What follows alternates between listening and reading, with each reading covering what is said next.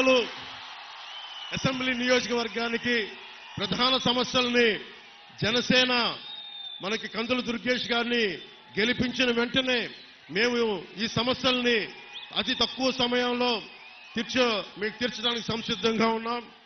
చిన్న కాశీ రేవుకి వెళ్లే మార్గాన్ని పునరుద్ధరణ చేయడం, నిడదవోలులో 100 పడకల ఆసుపత్రి నిర్మాణాన్ని పూర్తి చేయడం, నిడదవోలు పట్టణంలో మనం ఎదుర్కొంటున్న డంపింగ్ యార్డ్ సమస్యని అత్యంత తక్కువ కాలంలో పరిష్కారం చేయటం, గోదావరి జలాల్ని నిడదవోలు పట్టణ ప్రజలకి అందేలా చర్య తీసుకోవటం, స్వచ్ఛమైన నీటిని ప్రజలకు అందించడం, ముఖ్యంగా యువతకి ఒక ఇండోర్ స్టేడియాన్ని నిర్మించడం, నిడదవోలు సమిశ్రగూడెం మధ్య ఉన్న ఈ పురాతనమైన ఓల్డ్ హ్యావ్లాక్ వంతెన స్థానంలో కొత్త వంతెనని నిర్మించడం, కంసాలిపాలెం మాధవరం బ్రిడ్జిని పునరుద్ధరించడం, నిడదవోలు మండలంలో ఆంజనేయపురం సింగవరం గ్రామాల్లో నిర్మించిన టిట్కో ఇళ్లు మనకి చంద్రబాబు గారు 2014లో ముఖ్యమంత్రిగా కేంద్ర ప్రభుత్వం సహకారంతో టిట్కో ఇళ్లు నిర్మిస్తే ఈ రోజు వరకు లబ్ధిదారులకు అందించలేదు.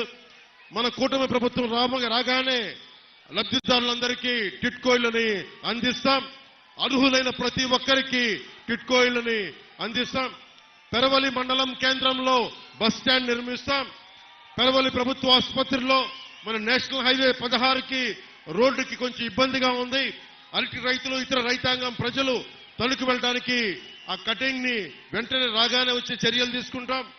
కానూరు నడుపల్లి తణుకు రోడ్డుని ఆధునీకరిస్తాం.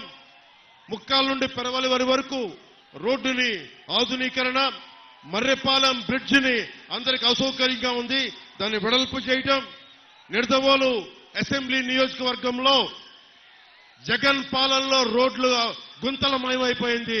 వచ్చిన 3 నెలల సమయంలోనే గుంతలన్నీ పూడ్చి కొత్త రోడ్లకి మాకు వేసే చర్యలను తీసుకుంటామని తెలియజేసుకుంటూ,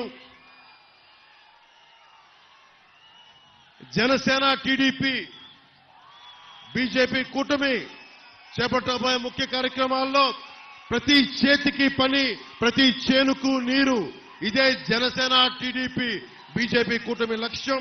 బీసీల భవిష్యత్తుకి గ్యారంటీగా నిలబడతాం.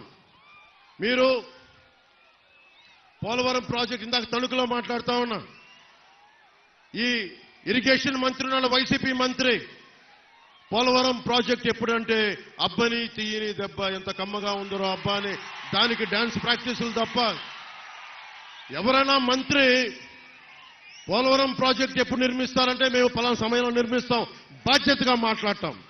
ఒక్క వైసీపీ మంత్రి ఈ రోజు వరకు సమస్యల మీద స్పందించడం. ఏదైనా మాట్లాడితే చంద్రబాబు గారిని వ్యక్తిగతంగా నిందిస్తారు, నన్ను వ్యక్తిగతంగా నిందిస్తారు. పాపం భువనేశ్వర్ మనకి పురంధేశ్వరి గారి మీద అకారణంగా తిడతారు.